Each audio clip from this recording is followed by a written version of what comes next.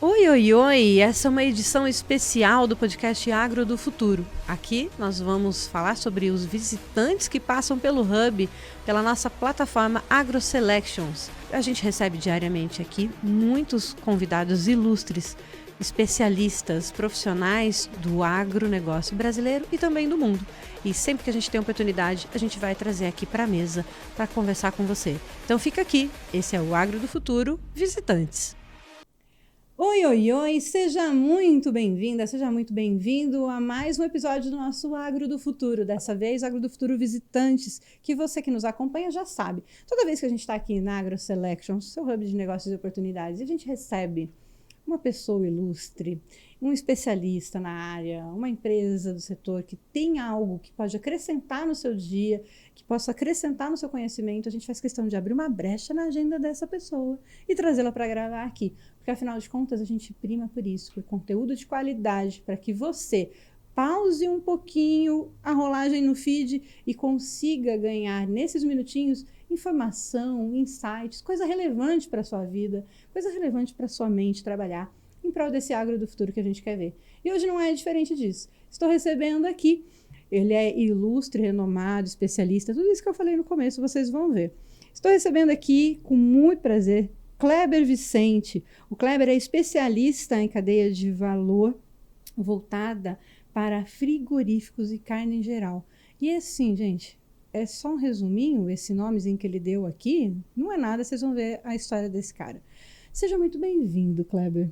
Obrigado, Gi. Que bom que dessa vez a gente conseguiu, né, fazer uma brecha aqui, que a agenda tá doida, mas a gente conseguiu um tempinho para conversar. É uma honra, é uma honra. Obrigado pelas palavras e é sempre um prazer estar aqui e a gente compartilhar um pouquinho, né, do que está acontecendo no mercado, quais são as tendências, enfim, um pouquinho da história, né? Isso, eu quero mesmo que você conte um pouquinho da sua história, para quem nos acompanha, te conhecer mais e saber de tanto valor mesmo que tem esse mercado e a sua história, a sua colaboração para ele.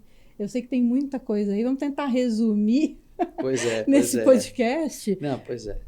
Me conta um pouquinho, quem é o Kleber Vicente? Olha, eu sou o primeiro apaixonado por agronegócio. Isso é a minha paixão. Eu comecei em 2003, então a gente vai fazer 22 anos já nessa experiência e sempre focado muito nesse primeiro momento na parte que é do segundo ciclo, né? No processamento. Então, clientes como McDonald's, Burger King, Outback, Bob's, então tudo que for de transformação de valor agregado no negócio. E dentro desse período, na experiência que tem dentro do agronegócio e também muita técnica no campo, né? Porque a gente entende hoje que um produto industrializado, você tem uma especificação de produto e um blend de matéria-prima que a gente entende que é o produto proteico, a carne, né? Por outro lado, eu tenho também um produto que já é corte. Aí, o corte em si, a qualidade disso não está no processo tecnológico. Aí que a gente começa pegar o desenvolvimento da cadeia desde a matriz. Aí a gente volta para o começo de tudo. Tudo é o começo. Uhum. Então, quando a gente fala dentro desse composto, o que é o mundo da carne, a gente tem ciclos e tem um mix. Então, claro que a grande parte do boi, vamos dizer assim, do gado hoje, o corte de traseiro, principalmente aquele que a gente já fala, né, hoje um chorizo, um ancho, ele já tem uma disputa natural pelas grandes casas. Porém, e o dianteiro, né? E é o cortes da roda que a gente fala, né? Então, colchão mole, colchão duro, lagarto, tudo. O que acontece com isso? Como que eu posso trabalhar esse tipo de produto que o boi, um SKU, depois que ele é abatido, ele gera infinitos SKUs. SKU é esse controle que a gente faz de produto, é isso, né? Porque eu vou te pedir para explicar vários dos termos, porque a gente tem pessoas aqui que nos acompanham, pecuarista, acadêmicos, mas a gente tem gente que está entrando no agro, sim, tem o pessoal da lida realmente o peão ali que está na lida mesmo com os animais. A gente tem feedback aqui de pessoas dos mais diversos setores, o que é maravilhoso, porque o agro é muito rico. Então, eu vou te incomodar em alguns momentos, pedir para explicar alguns termos, tá? Uhum. A SKU é assim, quando você fala o boi é um SKU, ele vira depois, ele entra como um código daquele produto. Um produto. E depois ele vira quantos? Vários.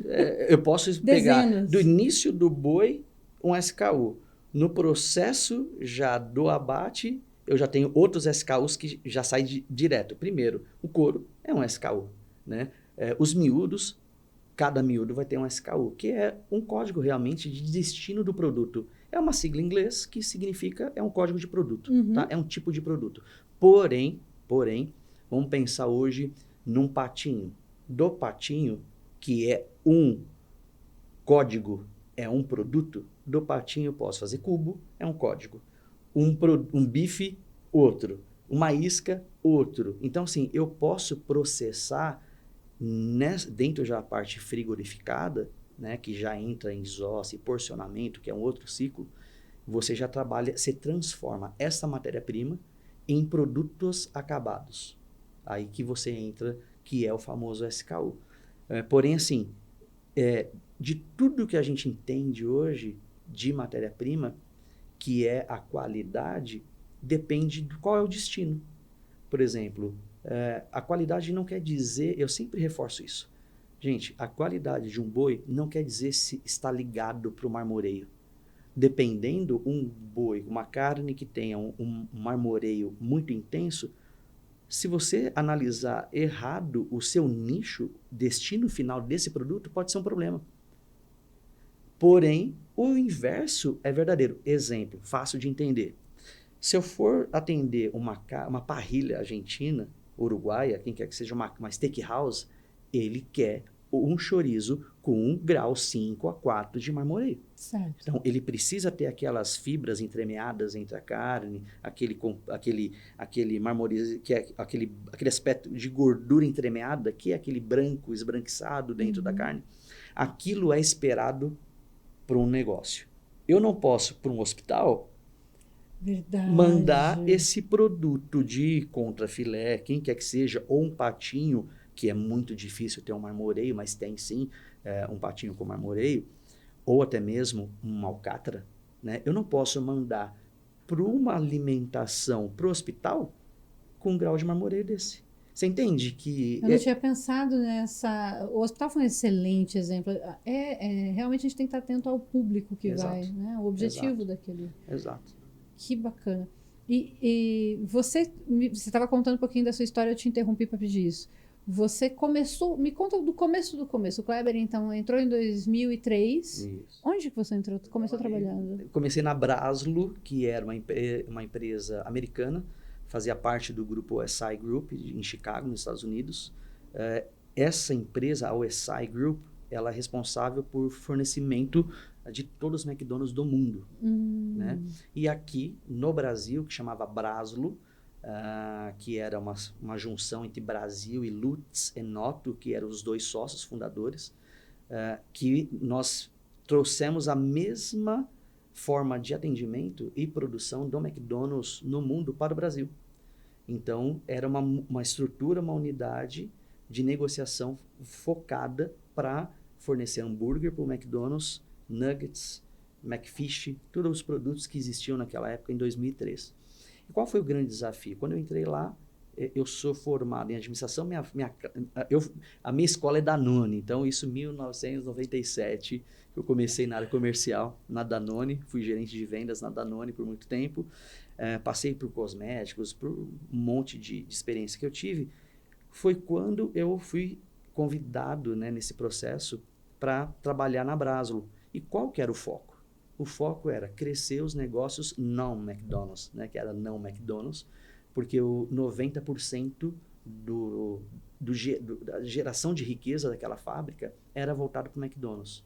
Então, o que a gente precisa entender? O mercado brasileiro, o consumo de carne bovina, enfim, é muito demandado hoje no Brasil. E a gente foi segmentando como que aquela fábrica super moderna, tecnológica, poderia atender outros mercados a não ser o McDonald's, que a gente chama de dividir o split, né, de vendas. 90% McDonald's e 10% não McDonald's. Então, eu entrei nesse foco. de crescer Outback, Applebee's, Carl Jr., tantas redes que vieram de fora, que eu tive a honra de participar da criação, né? O Applebee's, quando veio para o Brasil, né? Eu fui o responsável pela transformação, a equipe de desenvolvimento de produto, em fazer acontecer, pegar uma spec que é global e tropicalizar o que é o paladar do brasileiro, porque lá eles usam eles chamam de sirloin, mas o sirloin é alcatra, eles não utilizavam alcatra. Então, a gente teve essa sensibilidade de dizer o que o brasileiro gosta. Eu não vou pegar uma carne tenderizada, tambleada e colocar no prato para o brasileiro. O brasileiro precisa comer carne. Uhum. Ele sabe, ele quer uma steakhouse, ele quer um steak. Ele não quer um bife temperado. Ele quer, o máximo, um sal grosso ou um sal de parrilha. Então, assim, e eles vinham com um condimento muito forte. Então, assim, para resumir, quando eu entrei em 2003, comecei a aprender esse mundo da carne. Eu sempre fui apaixonado por negociação, né? Gerenciamento estratégico, crescimento, abertura de mercado. Eu brinco, eu sou um hunter nesse segmento, porém tem um detalhe que eu não tinha percebido. Eu tenho agora que mudar o meu mindset, que antes eu vendia produto, que é transacional. Até Danone, trabalhei com cosméticos na Embeleze, que quem dita o mercado não é nem o vendedor, não é o negociador. Qual é a verba de marketing que você tem por trás disso, né? O que a Embeleze tem, quanto tempo tem de inserção com o Netinho na época, transformação da Xuxa, não sei se você lembra isso. Sim, né? Pois é, eu tinha que mostrar primeiro o que eu vou fazer para ajudar no sellout. Campanha de merchandising, marketing, televisão, mídia impressa, tudo aquilo que mídia off, né? Naquela época. Porém, quando eu entro na carne, eu entendi que a carne não é isso. Eu precisei entender o que é uma carne, porque eu não vendia produto. Eu vendo solução. Para o food, não é só food, é service. É o serviço. Isso mudou meu mindset. Aí eu voltei para dentro, eu tive uma grande bênção na minha vida e passar com excelentes profissionais. Excelente. Time de qualidade, de desenvolvimento de produto, né, que é o P&D, a parte de produção, entender o que é uma fábrica, entender o que é um downtime, né, o que é um setup de máquina, o que funciona tudo aquilo, para então eu estar preparado e codificar, porque o nosso papel é decodificar o que o cliente final precisa para eu reproduzir isso dentro da fábrica. Desde que seja um simples corte de um açougueiro. Eu tenho dentro de uma unidade porcionada diversas áreas. Por exemplo, eu tenho uma bifaria comum, que o cara ele só quer um patinho bifado. Ele não tem um controle de gramatura. Porém, eu tenho dentro da bifaria um corte especial, que aí sim eu tenho um controle de temperatura, eu tenho um controle de gramatura, eu tenho um controle de marmoreio, eu tenho o controle inclusive de single pack ou não, se são 2 produtos por embalagem, porque tudo isso é o service. Então, para eu entender essa cadeia, eu tive que estudar bastante. Imagino. E para voltar, qual que é, por exemplo, o que eu preciso fazer como indústria para eu fornecer para um hospital? Eu preciso ter certificação, eu preciso ter uma série de documentação que eu tenho que ser homologado. A minha unidade produtiva, eu tenho que ser homologado. Eu lembro de 2 que eu posso comentar aqui, não tenho nenhum NDA assinado e também não é dado sigiloso. As 2 maiores auditorias pesadas que eu já participei foi do próprio McDonald's e do KFC. Porque, assim, eles olham e não é simplesmente operacional se a planta está habilitada ou capacitada para me atender, para produzir aquele tipo de produto. Ele entra no detalhe, olha, quanto que a AGI teve de treinamento. Ele, assim, entra com uma outra visão de ESG. Sim. Eu tenho visto isso de perto aqui, porque um dos nossos clientes aqui da comunicação, né? Não necessariamente da AgroSelections, mas da minha empresa de comunicação, é um frigorífico que atende essas grandes redes. E já aconteceu mais de uma vez de eu ter demandas para fazer entrega naquele dia, reunião agendada, e aí fala assim, viu, cancela, porque McDonald's chegou aqui, é surpresa, você não sabe quando vai chegar. E aí, então assim, o foco é atendê-los hoje, podemos reagendar? E aí depois voltar e falar assim, então, olha, a gente precisa criar um saque, uma área no site que eu garanta a transparência, que eu não sei quem é a pessoa. Porque a gente tinha um saque, um telefone de ouvidoria. Não, precisa estar em todas as redes, porque tem que ter realmente um espaço, um canal aberto para falar com a comunidade, para que todos os funcionários possam. Então, tem que veio de uma dessas auditorias, eu não sei de qual dessas grandes empresas, mas que foi um pedido dos auditores dessa grande empresa para eu quero que as pessoas realmente tenham transparência e canais abertos onde elas possam falar, reclamar, sugerir. Tem uma preocupação muito além da qualidade daquela carne, né? Claro. E às vezes o pecuarista que nos acompanha, ele não faz ideia, ele pensa só até o ponto de desmontar o boi. Até quanto que está desmontando esse boi, se o que bateu ali, o peso de arroba tá certo ou não tá, se teve erro na faca ou não teve. Mas tem muito, para o mercado da carne, no geral, é muito mais complexidades, né? Quando a gente vai, então, no frigorífico, isso tudo está acontecendo, e depois do frigorífico também, né? Não, claro, e você falou um negócio que é importantíssimo, na questão do pecuarista, e eu falei sobre processo de produção, tudo. Voltando no histórico, na Braslo, que foi minha primeira porta de entrada na carne, depois de uns anos, a Marfrig comprou a Braslo, né? Comprou, então eu passei em 2007, se eu não me engano, se não me falha a memória, para ser para o time Marfrig. Então a Marfrig incorporou a Braslo, comprou todas as operações, e eu passei a ser da Marfrig. E na Marfrig abriu outro leque, porque até então, na Braslo, ele é só um processamento, ele é um processador. Eu não tinha matéria-prima, eu comprava Marfrig, era um fornecedor, JBS era outro fornecedor, Minerva era outro, entre tantos outros fornecedores. Dentro do sistema Marfrig, já começou a dar um outro pulo para onde? Para dentro do pasto. Né? Então, assim, participei de programas do próprio Outback, que até então existia, onde a gente tinha o gado, uma especificação de gado, com uma especificação de alimentação, com o confinamento desse gado, voltado protocolos de padrão de gado e alimentação. Já, olha aí, o Outback. Outback, isso eu vou te falar, em 2005, 2004 para 2005. Olha aí que interessante. Então, assim, naquela época, o Outback acho que tinha 4 unidades. Né? Tanto é que meu filho, que nasceu em 2004, eu estava numa reunião na Barra da Tijuca, no Outback, eu nem vi meu filho nascer.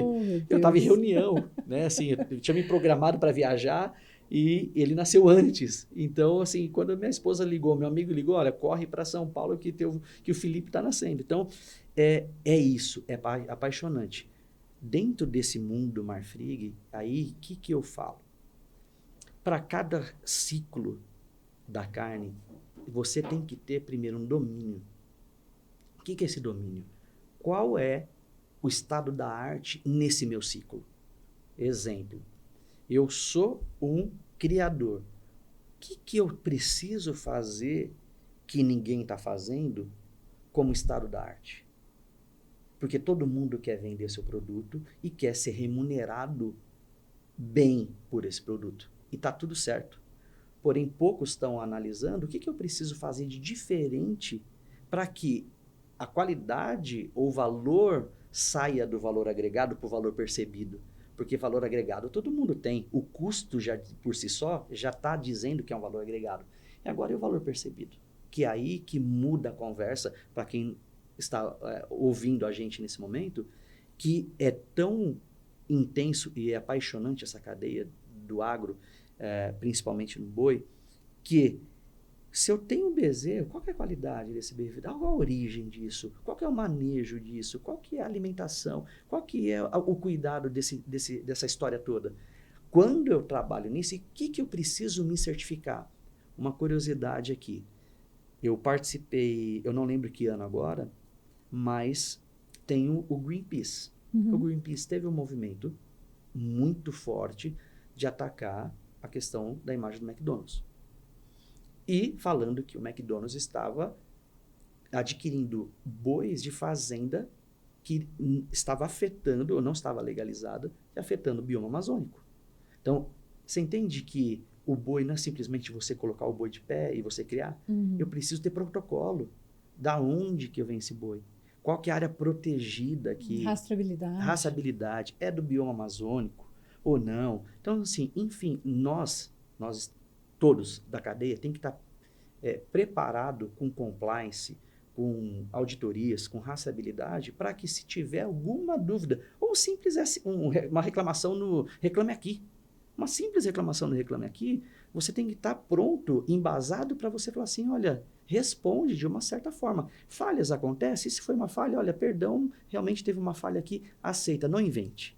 Porém, entenda que você precisa estar preparado para responder para alguém. A partir do momento que você trabalha uma atividade que você, principalmente alimentação, você tem que ter práticas sanitárias. Você tem que ter documentações de habilitação. A gente falou aqui de auditorias, de relatórios. O meu funcionário, ele é registrado, eu estou pagando em meus impostos, né, em dia. É regra, eu não posso infringir esta regra, né? Eu gosto muito do texto bíblico, né? Se você não quer ter problema com a lei, ande nela. Eu não estou dizendo se eu concordo ou se eu discordo. Sim, eu não vou entrar na área de discussão política. Não é sobre isso. Não é sobre isso. Porém, é a regra do jogo, eu vou andar nela. Se eu andar nela, eu não vou ter problema. E o que eu falo? Quais são as regras dentro do processo da carne? Eu tenho todas as minhas regulamentações, né? O frigorífico entrou boi, né? Eu tenho o manejo, o bem-estar animal, eu tenho processos. Aí o empresário, pecuarista, vamos falar de boi, ele vai falar, mas é muito custo, porque eu vou fazer isso aqui para o boi.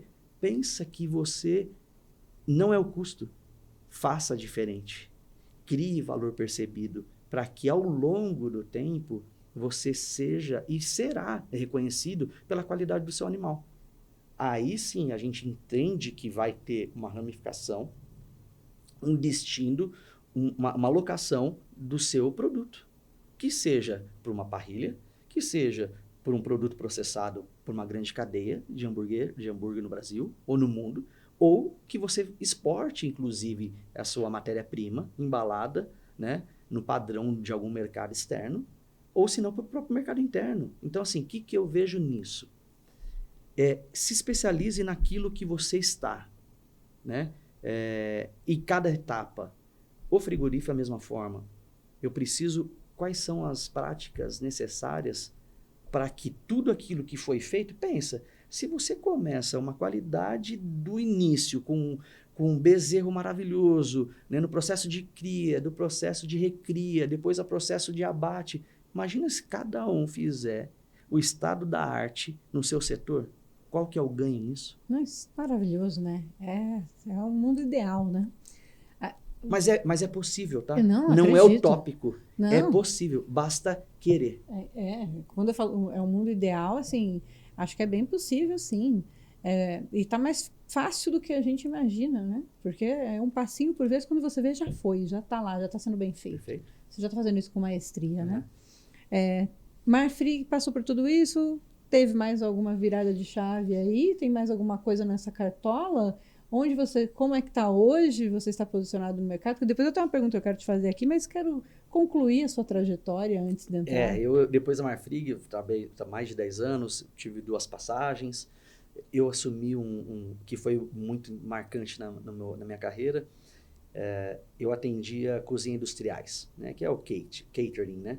Então, era a GRSA, e eu recebi um convite para trabalhar como supply chain. E eu sempre fui comercial, né? E aí, a Célia Martins, que era diretora na época, fez o convite, eu fui conversar com ela, e eu falei, deixa eu ver se realmente eu sou um bom vendedor mesmo, sabe?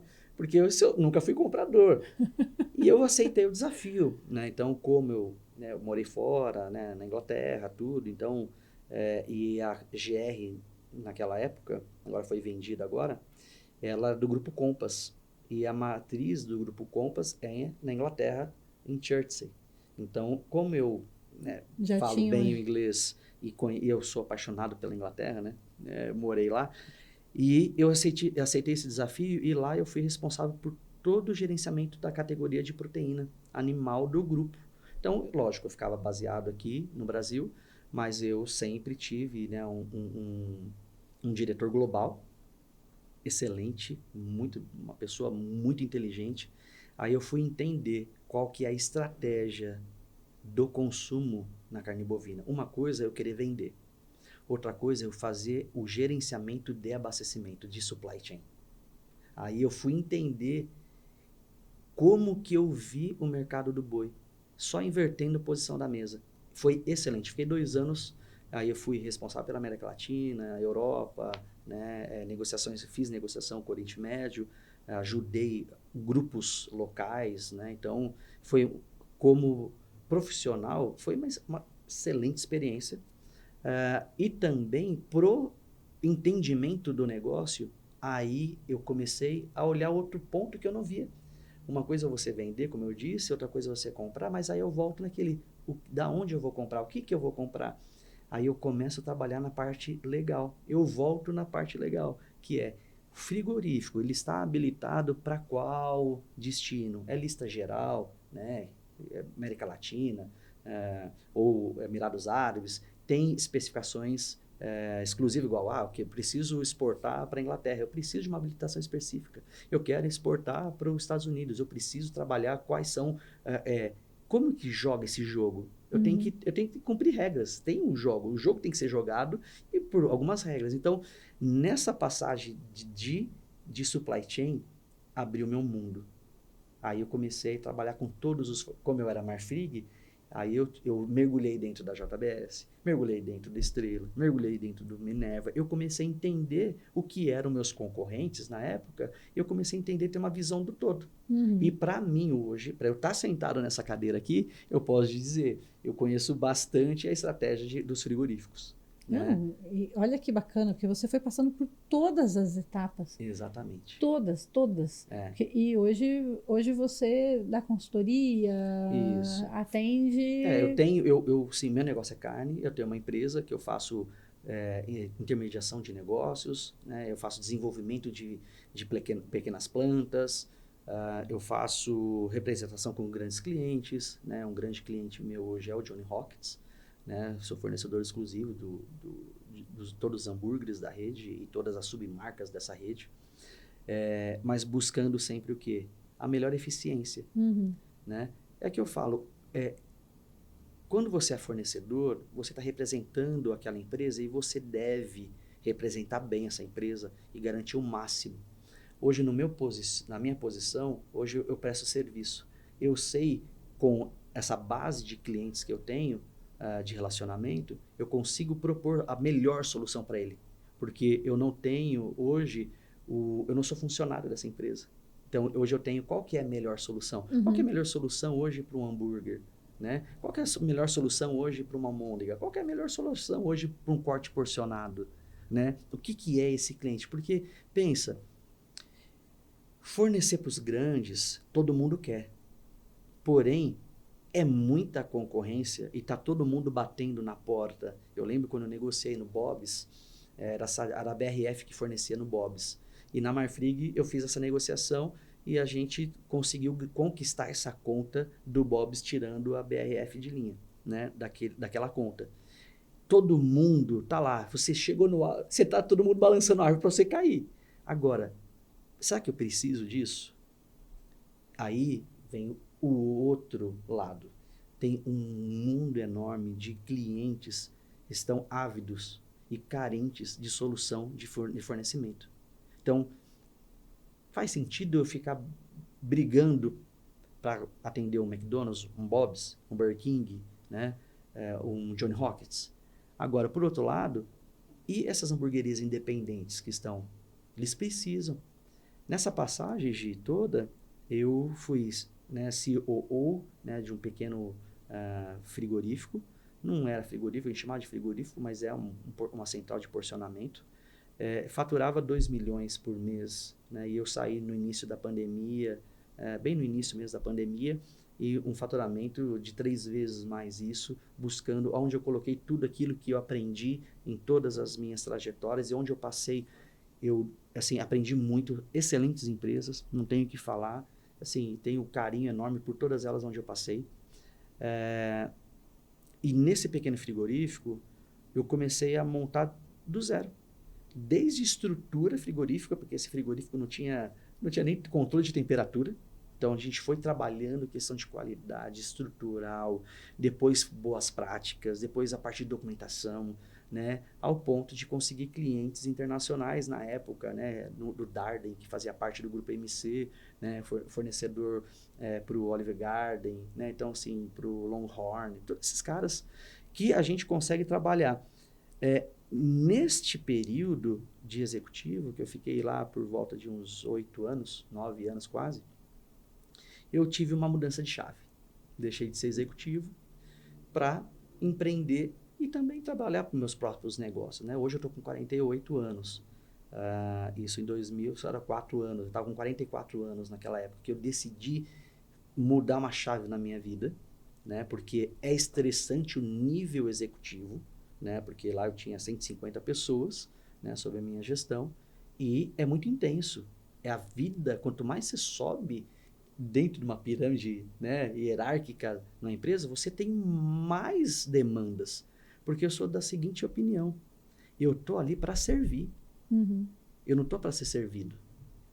Eu, como um líder, né, como um diretor, como executivo, eu preciso entender todos os aspectos da empresa, inclusive do humano. Importante. E eu estou ali porque ele tem sonho. Da mesma forma que eu tenho sonho, aquela pessoa do chão de fábrica tem sonho também. E muitas vezes eles moram em situações precárias. E eu lembro muito bem um grande açougueiro, muito amigo, muito querido, que era o Ricardo. Ele morava no loteamento invadido. E teve um movimento de reintegração de posse. Perdeu a moradia dele.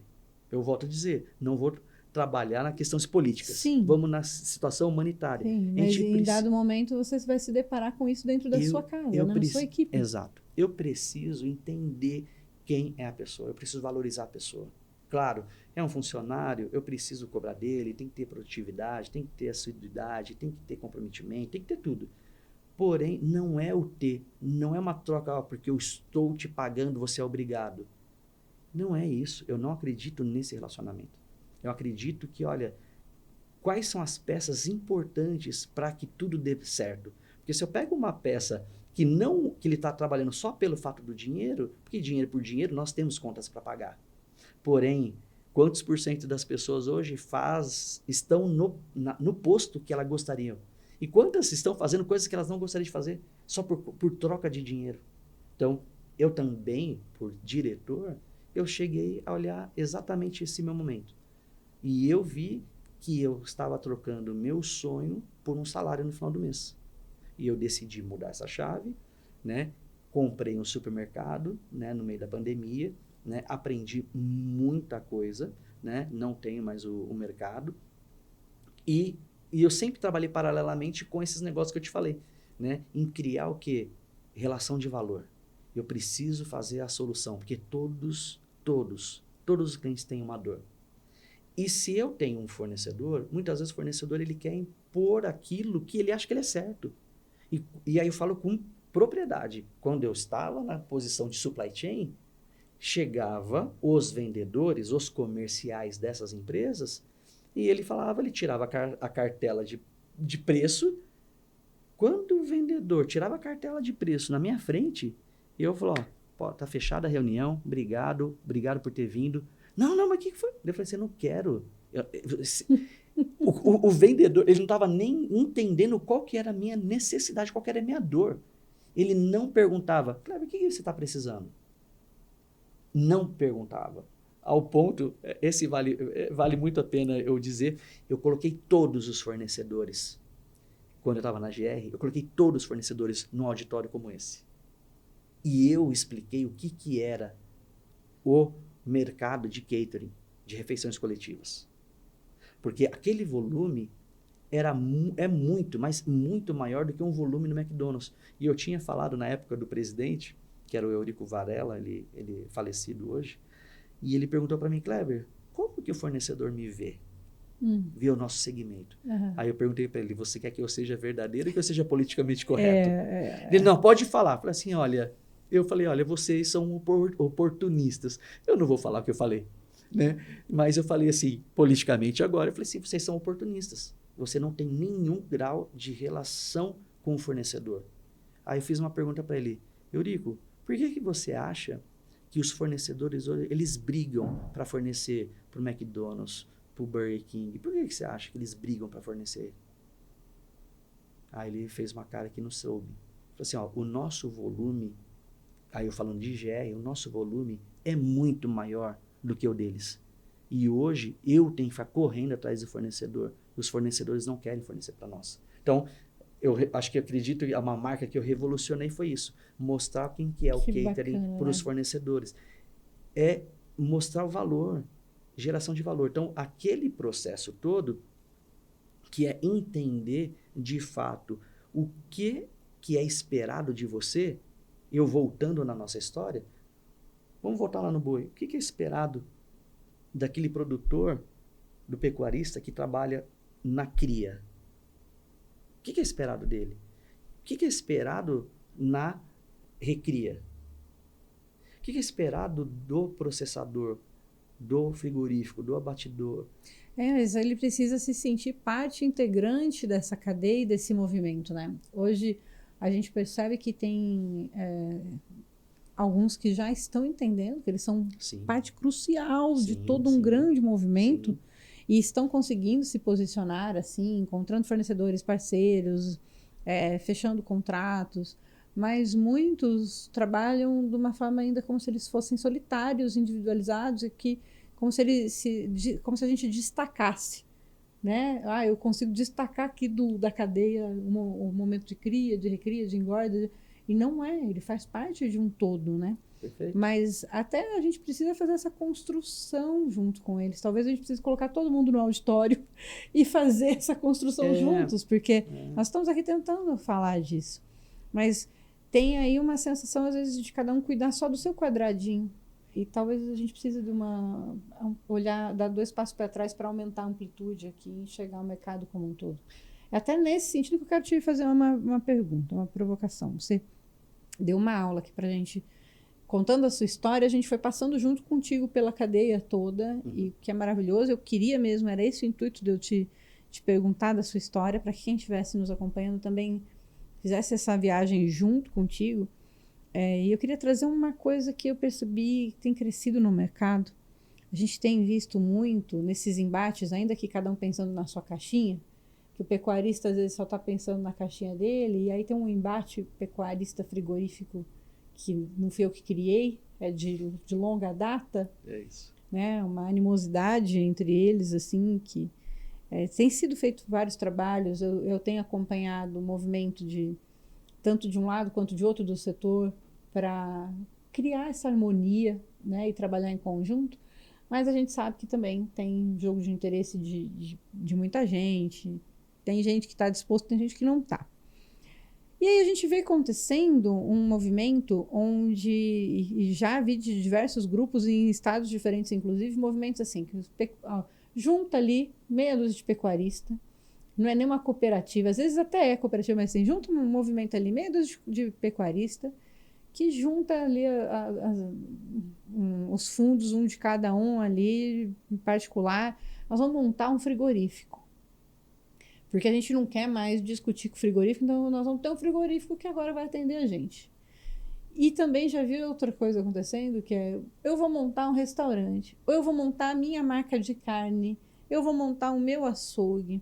Então, tem acontecido do pecuarista estar indo para as outras pontas da cadeia, para outros, né, saindo só da sua caixinha, pensando em dar no upgrade, indo para outros momentos dessa cadeia, e às vezes isso dá muito certo, mas às vezes dá muito errado. Porque você fez uma bela viagem aí, a gente consegue ter uma ideia bem superficial do que é a complexidade da cadeia da carne, né? Então, você que já esteve em todas essas pontas, do começo ao fim mesmo, aí acompanhando, inclusive, ponto de venda, cliente final mesmo, em diversos momentos dessa experiência, inclusive, qual que é a sua visão sobre isso? É um caminho a gente assumir mais frentes do que... Eu tenho medo da gente ainda não ter entendido nem como chegar no estado da arte daquilo que a gente faz. Pois é. Como que você enxerga esse movimento do mercado? É um movimento real, é um movimento real. Eu analiso primeiro o básico do indivíduo. Todos nós, quando nascemos, nós queremos ou gostaríamos de ser melhor em alguma área. Eu quero crescer, quero ter sucesso, quero prosperar. Porém, é natural do humano. Então, se você abre uma loja, você quer ter 2. Depois você tem 2, você quer ter 3. É natural do humano. E está tudo bem e é muito positivo esse movimento. Eu trabalho também nessa questão de consultoria, né? E, inclusive, tenho participado de discussões internacionais de empresas que estão fora do Brasil, querendo entender como que está o movimento do Brasil. Então, eu vou tentar responder muito ao pé da letra a tua pergunta, que é muito pertinente. Quando eu tenho um pecuarista, ele quer ganhar mais. E muitas vezes ele fica pensando, o que eu preciso fazer para ganhar mais? Para me remunerar.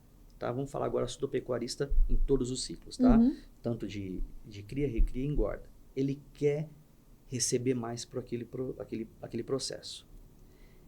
E ele tem esse, bem que você colocou, o jogo do frigorífico. Ele vai comprar aquele animal, e aquele animal, os grandes frigoríficos detêm boa parte, ditam o preço hoje do gado, né, da arroba, e ele se sente refém. Então, ele acha que ele poderia ganhar mais e o frigorífico acha que ele poderia pagar menos. Qual é o erro nessa postura? Nenhuma.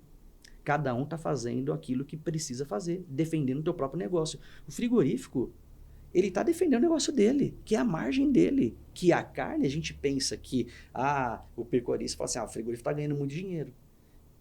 Vamos pensar um pouquinho se é realmente isso. O pecuarista tem um custo hoje alocado, tá? Custo fixo e custo variável, e ele tem também a sua margem de ganho. Tá ali, tá? Para ele se diferenciar, ele vai fazer algo mais. Pra aquilo que a gente conversou lá no início da nossa conversa. Ele precisa fazer algo mais para que tenha o quê? Um valor percebido, para que ele seja interessante e busque, seja considerado, eu vou comprar o boi da Gi, da fazenda da Gi, porque, cara, é perfeito. Entende? Então, vamos parar aqui. Uhum. Quando ajunta outros pecuaristas, fala assim, eu quero montar um frigorífico. Aí, a gente precisa ter uma cautela. Eu recomendo cautela. Primeiro, pergunte. Eu não sei o que acontece com a carne, né? Eu não acho que é por concorrência. Talvez é por solitude. Então, o pecuarista, ele tem o desejo, ele não sabe o que ele precisa fazer para aumentar a sua atividade ou dar um outro passo. Nesse caso, pergunte, pesquise no mercado e pegue opiniões e quais são as dores deste novo desenho, desse novo business, que não é o teu core. O teu core até então é o boi porteira para dentro. Aí eu vou passar para um próximo abate. Será que, qual que é a pergunta mais interessante, sabe? O que eu quero com isso? Uhum. Primeiro, o que eu quero? O que eu acho que eu vou ganhar saindo da porteira para dentro para ir para um frigorífico? Eu acho que eu vou ganhar mais. Eu vou fazer isso. Tudo bem, é lícito. Porém, o que eu preciso fazer nesse ponto que se realmente vai corroborar com essa decisão? Pergunte, procure uma assessoria, entenda os números, porque você tem quem trabalha. Quantas pessoas trabalham hoje movimentando o seu animal? Dentro do frigorífico, você vai ter uma outra demanda tua. Primeiro, como gestor, como pessoa. Você não vai ser o cara que entende de boi, você vai precisar entender do que? De regulatório. você vai ter que contratar um gerente, e esse gerente você não pode pagar pouco para ele, você vai ter que gerar negócio, você vai ter que fazer isso, ou seja, você vai ter uma outra demanda e que não é o core dele. Aí que ele toma a decisão errada. Então, o movimento correto é busque assessoria independente que te auxilie na tomada de decisão. Primeiro, você sabe quanto custa isso? Isso. Você sabe você está capitalizado para isso? Você sabe qual que é requisito? É a mesma coisa, eu quero fornecer para o McDonald's. Vou fechar aqui, tá? Eu sei quais são os requisitos para eu fornecer para o McDonald's? Não sei, não adianta querer. Querer eu também quero. Então, eu quero ter um frigorífico. Você sabe qual que é a demanda disso? Quanto vai me custar me adaptar para essa nova fase? Aí, o que vai acontecer? Em 99% você vai se frustrar e pode afetar aquilo que você fazia bem, aquilo que você era feliz. Então, primeiro, procure paz Ótimo. no seu negócio. Você está bem capitalizado? Você já tem uma estrutura, sabe, de história montada? Peça instruções, né? E contrate pessoas melhores que você. Este é o erro dessa cadeia. Na questão da contratação, dentro da carne tem muito ego. Não, porque eu fiz isso, porque eu inventei isso, porque eu fiz aquilo. Tem gente que inventou até o boi. Eu já ouvi. Tenho certeza. Né? Então, precisa ter menos ego e ter mais parceria colaborativa, né? Busque pessoas independentes, que tem muita gente boa, mas não troque por favores. Valorize. Porque se você quer ter o seu negócio valorizado, você precisa valorizar quem está junto com você na caminhada, né? Eu gosto muito uma fala do pastor Cláudio Duarte, que ele fala assim, se você quer só oferecer banana, não se espante se só vai ter macaco para ser contratado. Porque eu vou comprar a banana. Ótimo. Eu vou pagar a banana. Então é isso, bem rapidamente é isso. Melhor coisa, orientação, procure órgãos e estude bastante isso, para que haja um negócio. A tendência tem solução para tudo. Talvez você não precisa comprar, você pode arrendar algum turno parcial ou arrendar total. Depende. Tudo é possível, desde que haja um plano e que você tenha outras visões conflitantes, inclusive com a tua. Porque quando você tem informações conflitantes com a tua, você vai poder analisar melhor. Aí, provavelmente, a sua tomada de decisão vai ser muito mais certeira. Que maravilha. Que aula, tá vendo? Muito obrigada. Eu sei que você tem uma agenda na sequência, eu não vou tomar mais do seu tempo. Eu quero te agradecer muito pelo espaço, assim, de tempo que você abriu para falar com a gente, para dar essa aula. E você está sempre convidado. E volte muitas vezes para que a gente consiga entrar mais ainda nesses detalhes, porque tem muitas partes da cadeia que eu sei que você tem que falar. Eu sei da tua experiência com pequenas e médias empresas, você está fazendo um trabalho incrível. Eu acho que vale a gente trazer isso para cá também. Então, na sua volta, você pode ter certeza que essa mesa o aguarda. Eu agradeço, é um prazer enorme. Compartilhar é algo que eu gosto. Eu gosto de compartilhar, né?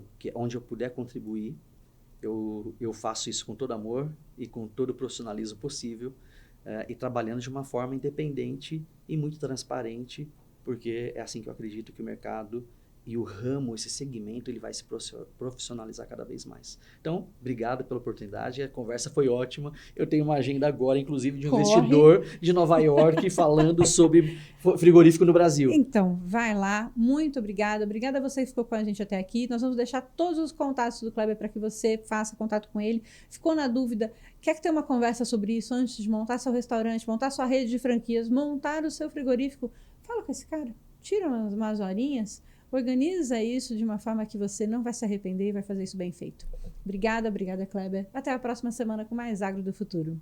Obrigada a você que nos acompanhou até aqui. Se você quiser saber mais, nos siga no Instagram, no YouTube, no Facebook, no TikTok ou vai no nosso site também. É só procurar AgroSelections. Estamos à sua disposição para trabalhar juntos pelo Agro do Futuro. Até a próxima!